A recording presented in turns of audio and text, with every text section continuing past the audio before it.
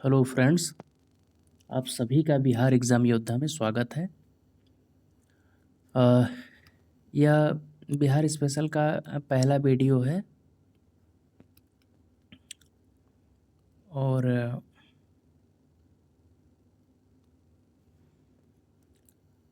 यह बिहार के इंट्रो से संबंधित है। Introduction of Bihar.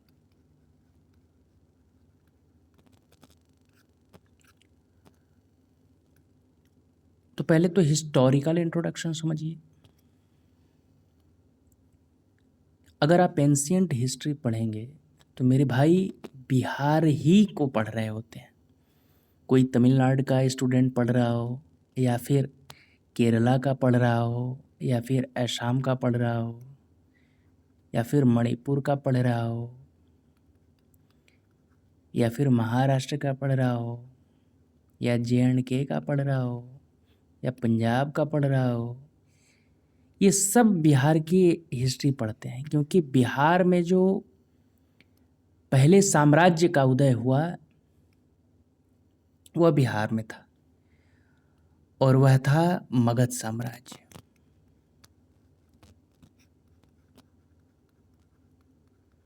तो इसका मतलब यह तो आप समझ गए कि बिहार का अस्तित्व हिस्ट्री में कोई तुलना ही नहीं है। पूरी एंशियंट हिस्ट्री ही लगभग मेजरली हमें बिहार से ही पढ़ना है,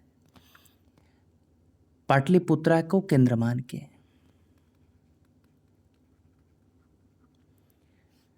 जैनिज्म, बुद्धिज्म और हिंदुइज्म, यह तीनों का बहुत डीप रूटेड हम बिहार में देख सकते हैं। गौतम बुद्धा जी को बिहार में ज्ञान की प्राप्ति हुई। महावीर जी का प्रमुख स्थल बिहार से ही संबंधित है। तो आप यह समझिए कि बिहार न केवल ज्ञान का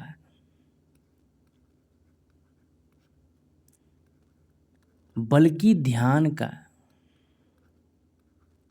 और मेरे भाई साम्राज्य का भी केंद्र था। इसलिए मैं आपसे यह कहना चाह रहा था कि बिहार में जब एंशियंट हिस्ट्री हम लोग स्टार्ट करेंगे, पहले ज्योग्राफी से स्टार्ट करेंगे। मैं ओवरव्यू बता रहा था।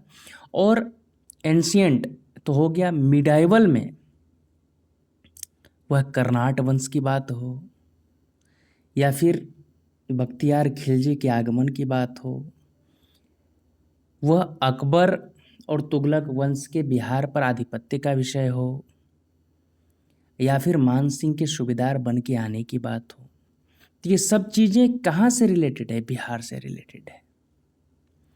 मॉडर्न हिस्ट्री में शोरा और अफीम, इनका प्रोडक्शन अंग्रेज सबसे ज़्यादा यही किया करते थे। और बिहार क्योंकि गैंगेटिक बेल्ट है और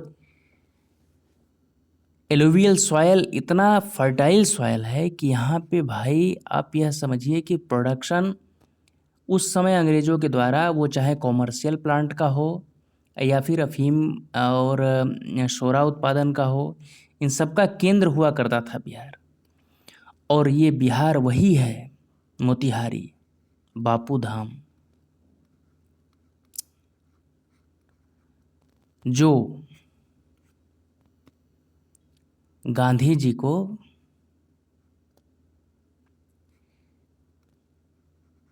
यह उस ऊंचाई तक ले गया, क्योंकि फर्स्ट आंदोलन यहीं से स्टार्ट हुआ था। इसे कहा जाता है चंपारण सत्याग्रह।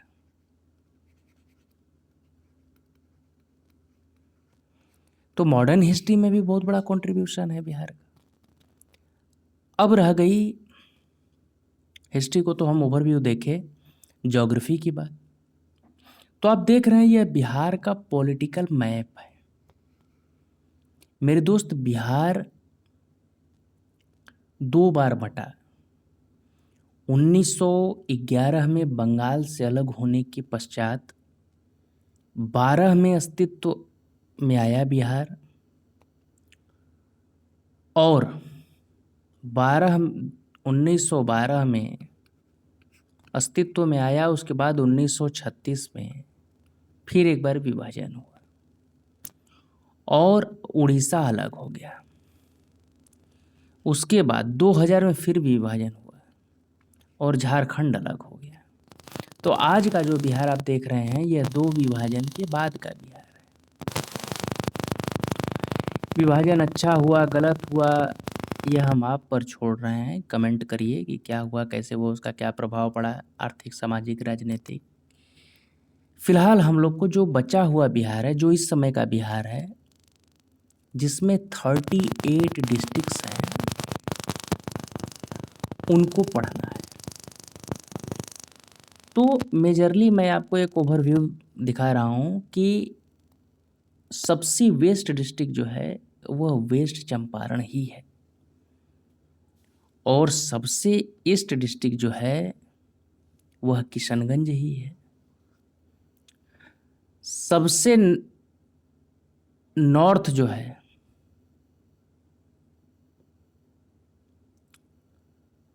वह भी वेस्ट चंपारण ही है, और सबसे साउथ जो है वह गया है। गंगा जी बीचों बीच बिहार के फ्लो करती हैं और बक्सर के चौसा में इंटर करती हैं। तो इसलिए जो बिहार का गैंगेटिक प्लेन है वह एलुवियल सॉइल के कारण बहुत ही फर्टाइल सॉइल है। और आप जान के आश्चर्य होगा आपको कि बिहार में बहुत सारी नदियों का सीधे ही गंगा जी में मिलन होता है। जैसे बूढ़ी गंडक, गंडक, घाघरा, बागमती, कोसी, साउथ से अगर देखें तो अजय, फाल्गु, सोन, कर्मनासा और भी कई नदियाँ। तो इस वजह से बिहार में नॉर्थ के प्लेन में काफ़ी बाढ़ का भी सामना करना पड़ता है, और जो साउथ है वह बहुत सूखे का भी सामना करता है। तो कई बार इंटरलिंकिंग का प्रोजेक्ट पे चर्चा होता है, पर वह उतना स्तर धरातल पे अगर अभी तक किया गया होता तो कम से कम बाढ़ और सूखे की समस्या से निजात पाया जा सकता था। लेकिन दुर्भाग्य कहिए या जो कहिए, अभी तक उस पर बहुत बड़ा कार्य किया नहीं गया है। खैर,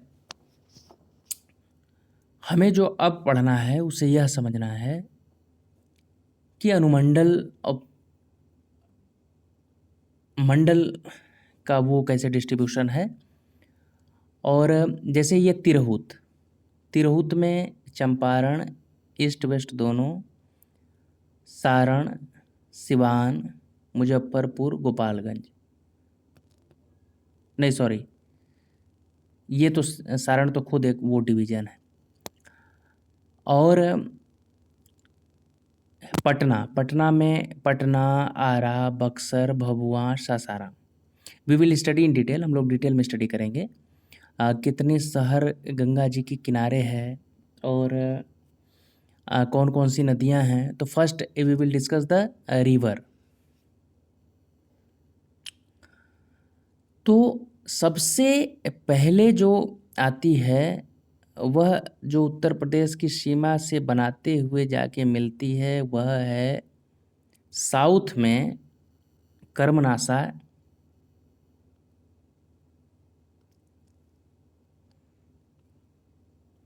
और जिस जगह पे मिलती है यह है चौसा।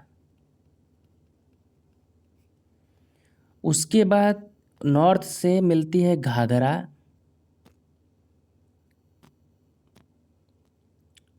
गंडक, बूढ़ी गंडक, बागमती। उसके बाद इम्पॉर्टेंट में है कोसी, और साउथ में जो है वह चंदन, सकरी, फाल्गु, पुनपुन, सोन और जो कर्मनासाम बताए हैं। तो यह मेजर नदी है। उसके बाद अब हिस्ट्री, ज्योग्राफी, उसके बाद पॉलिटी के बारे में हम लोग डिस्कस करेंगे कि बिहार में जो राजनीतिक व्यवस्था है वह कैसा है, क्योंकि यह इंट्रो क्लास है। तो इसमें मेजरली हमें ओवरव्यू होना चाहिए हिस्ट्री, पॉलिटी, ज्योग्राफी, इकोनॉमी के बारे में। तो अब जो डिस्कस कर रहे हैं हम लोग वह पॉलिटी है। तो बिहार की पॉलिटी मेजरली, बिहार एक स्टेट है, तो वहाँ अपना स्टेट गवर्नमेंट होती है। बिहार में बाई कैमरल स्ट्रक्चर है।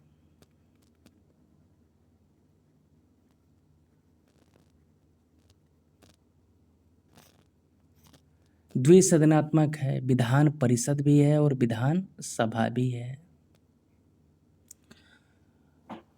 इस समय बिहार के मुख्यमंत्री सम्राट चौधरी जी हैं। लंबे समय तक माननीय नीतीश कुमार जी थे। फिलहाल जो है वह सम्राट चौधरी जी हैं। इस समय जो स्टेट में जिस पार्टी का सरकार है वह है भारतीय जनता पार्टी, जिसका केंद्र में भी सरकार है मोदी, प्रधानमंत्री मोदी के नेतृत्व में। तो स्टेट में जो गवर्नमेंट है वह बीजेपी की है। और सीएम मैं इसलिए कह रहा हूँ क्योंकि यह क्वेश्चन आ सकता है, क्योंकि बहुत दिनों बाद, हमको लग रहा है शायद फर्स्ट टाइम ही बीजेपी ने अपना सीएम बनाया है बिहार में। तो कई बार बीपीएससी को ये रहता है कि इन चीज़ों को भी पूछ ले कि कौन कहाँ से लड़ता है, किस पार्टी से लड़ता है, तो वह यह भी पूछ सकता है। तो फिलहाल जो सीएम है वह सम्राट जी हैं। और जो प्रमुख मिनिस्टर हैं, like education minister Mithilesh Tiwari ji हैं, एग्रीकल्चर मिनिस्टर जो हैं वह हैं विजय सिन्हा जी, और कोऑपरेटिव मिनिस्टर हैं रामकृपाल यादव जी। तो कुछ प्रमुख मिनिस्टर को भी आपको देखना होगा, जो हम आगे डिस्कस करेंगे। अभी इंट्रो क्लास है, इस वजह से उतना डिस्कस नहीं कर रहे हैं। बिहार में लगभग क्या एग्जैक्ट 243 विधानसभा सीट है। 38 एससी के लिए है, 2 एसटी के लिए है। और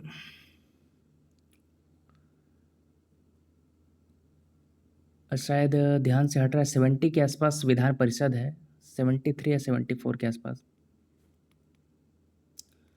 16 राज्यसभा सीट है।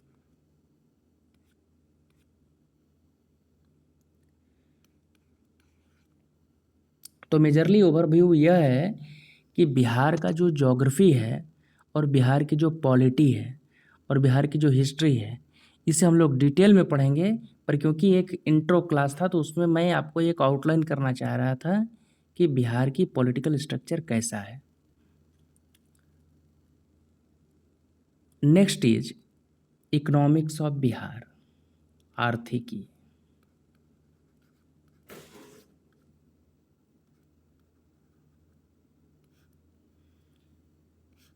Economics of Bihar. मेरे भाई, बिहार जो है वह मेजरली एक एग्रीकल्चर स्टेट है। यहाँ पे इंडस्ट्री का बहुत बड़ा स्कोप तो बट ऑब्वियस है, पर अभी तक इस्टेब्लिश नहीं करा गया।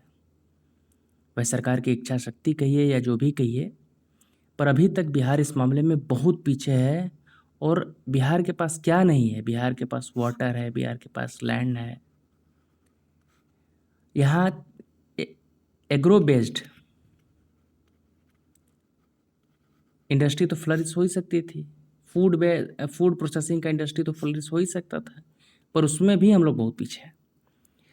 तो इस वजह से इंडस्ट्रियलाइजेशन तो सबसे कम है। और मुझे नेशनल इनकम में जो बिहार स्टेट का पर कैपिटा इनकम है वह देश में सबसे कम है। पॉवर्टी का स्तर भी बहुत ज़्यादा है।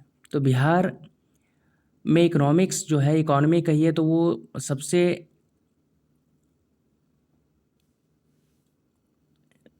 परफॉर्मेंस तो अच्छा है, ग्रोथ अच्छा है, पर आप यह ग्रोथ से अंदाज़ा नहीं लगा सकते कि बिहार की इकोनॉमिक टॉप में है, ऐसा नहीं है।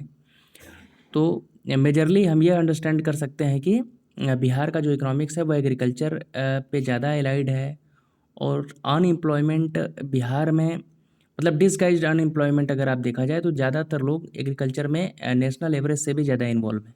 नेशनल एवरेज 48 के आसपास है, तो बिहार में लगभग वह 54 के आसपास है। तो मेजरली जो बिहार का इकोनॉमी है वह एग्रीकल्चर बेस्ड भी है, ये एग्रीकल्चर बेस्ड पे है। और यहाँ पे बहुत ज़्यादा इंडस्ट्रियलाइजेशन अभी तक नहीं हो पाया है। और सर्विस सेक्टर तो इनफैक्ट डेवलप उस ढंग से नहीं हुआ जिस ढंग से साउथ में कई स्टेट में हुए। गुड़गांव हुआ, नोएडा हुआ, सूरत हुआ, बहुत सारे ऐसे जगह हुए तमाम। लेकिन बिहार में स्कोप तो था ही, पर उसे डेवलप अभी तक नहीं किया गया या नहीं हुआ, आप जो भी समझिए। तो जो इकोनॉमी में मेजरली बिहार में बहुत ज़्यादा नहीं स्टडी करना है, वो आपको ज़्यादातर स्टडी करना है सेंसस, जनगणना,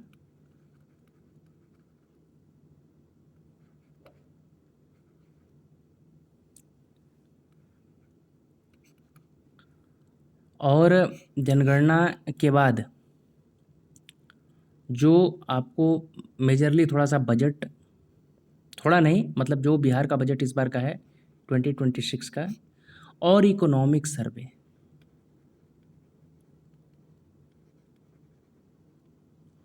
बजट और इकोनॉमिक सर्वे हम लोग बहुत डिटेल में डिस्कस करेंगे। ये केवल इंट्रो क्लास है, इस वजह से मैं आपको आउटलाइन केवल कर रहा हूँ। तो मैं बिहार का ज्योग्राफी डिस्कस किया कि कैसे है, वहाँ का रिवर सिस्टम कैसे है, क्या है। उसके बाद वहाँ का फिजिकल ज्योग्राफी डिस्कस करना है, कहाँ कौन सा टाइप्स ऑफ स्टोन्स पाया जाता है, कैसे है मिट्टी, सॉइल कैसा है, वेजिटेशन का कैसा है। तो इन सबको डिस्कस करेंगे। हिस्ट्री में हम एंशिएंट, मिडाइवल और मॉडर्न को भी माइंड मैप किए कि कैसे कैसे बिहार में आगे चीज़ें बढ़ती गई। तो कल जो फर्स्ट क्लास होगा वह क्लास होगा बिहार का प्राचीन इतिहास। So thank you to watching the Bihar special videos of Bihar exam Yoddha. Bihar exam योद्धा के बिहार स्पेशल वीडियो देखने के लिए आपका बहुत बहुत धन्यवाद। और नेक्स्ट वीडियो होगा जो बिहार स्पेशल का, वह बिहार एंशिएंट हिस्ट्री से संबंधित होगा। So have a nice day, thank you. This is me Neeraj signing off.